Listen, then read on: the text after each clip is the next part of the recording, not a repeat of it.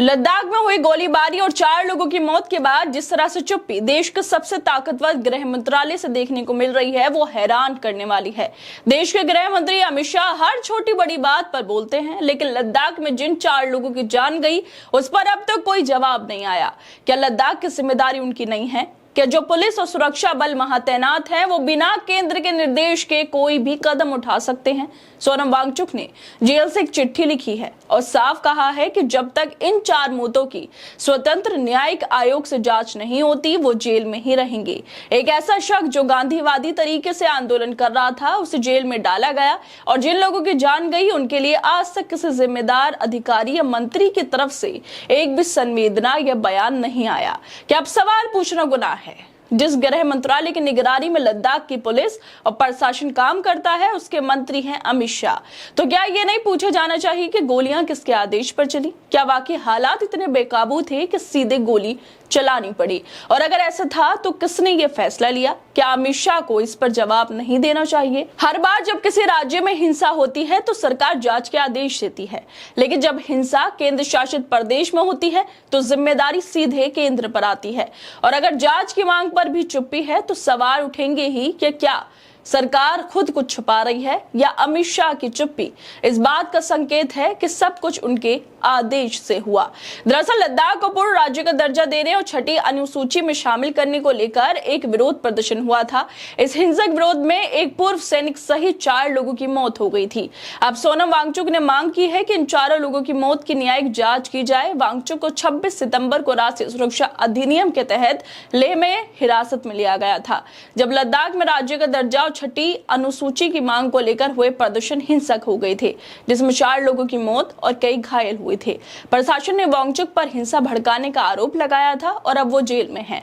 सोनम वांगचुक ने लेह हिंसा के दौरान हुई 4 लोगों की मौत की स्वतंत्र न्यायिक जांच की अब मांग की है। उन्होंने जोधपुर सेंट्रल जेल से एक पत्र लिखा है जिसमें वांगचुक ने लिखा है कि जिन लोगों ने अपनी जान गंवाई, मेरी उनके परिवारों के प्रति गहरी संवेदनाएं हैं। मैं घायलों और गिरफ्तार लोगों के लिए प्रार्थना करता हूं। 4 लोगों की मौत की जांच एक स्वतंत्र न्यायिक आयोग से होनी चाहिए। जब तक ऐसा नहीं होता मैं जेल में ही रहूंगा। ये लेटर एडवोकेट मुस्तफा हाजी ने साझा किया है, जो लेह एपेक्स बॉडी के कानूनी सलाहकार हैं। उन्होंने वांगचुक के भाई तसेतन दोरजे ने 4 अक्टूबर को जेल में वांगचुक से मुलाकात की थी। सवाल यह है कि क्या उन 4 लोगों की मौत कैसे हुई, इसकी स्वतंत्र जांच हो पाएगी? लेह एपेक्स बॉडी ने भी पुलिस के फायरिंग में 4 लोगों की मौत और लद्दाख प्रशासन द्वारा मजिस्ट्रेटरी जांच के आदेश को सिरे से खारिज कर दिया। एलएबी का कहना है कि जब तक निष्पक्ष न्यायिक जांच और गिरफ्तार किए गए प्रदर्शनकारियों की रिहाई नहीं हो जाती तब तक कोई बातचीत नहीं होगी।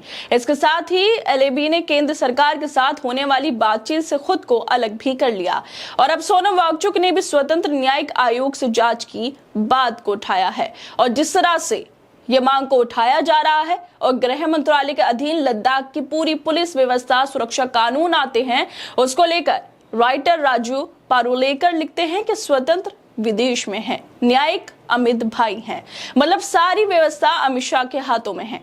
तो क्या स्वतंत्र न्यायिक आयोग से जांच हो पाएगी या फिर नहीं? अमित शाह देश के गृह मंत्री है तो उन्हें जवाब देना होगा कि लद्दाख में क्या हुआ था। ये कोई छोटी बात नहीं है कि 4 लोग मारे गए लद्दाख में और सरकार सिर्फ एक शांत सी प्रेस रिलीज में बात खत्म कर दे। क्या इन मौतों की जांच होगी या ये मामला भी फाइलों के नीचे दबा दिए जाएंगे? देश को जानने का हक है कि गोली किसने चलाई, किसके कहने पर चलाई और क्या वाकई गोलियां चलाना जरूरी था। सोनम वांगचुक की मांग बिल्कुल सही है कि जब तक निष्पक्ष जांच नहीं होती तब तक इस मामले को बंद नहीं किया जाना चाहिए और जब जांच की बात हो तो उसका पहला जवाब अमित शाह को देना चाहिए, क्योंकि सत्ता की सारी चाबियां उन्हीं के पास है। खैर दोस्तों, आप लोगों को क्या लगता है इस वीडियो को लेकर? हमें अपनी राय जरूर दें और बाकी तमाम खबरों को देखने के लिए जुड़े रहिए हमारे साथ।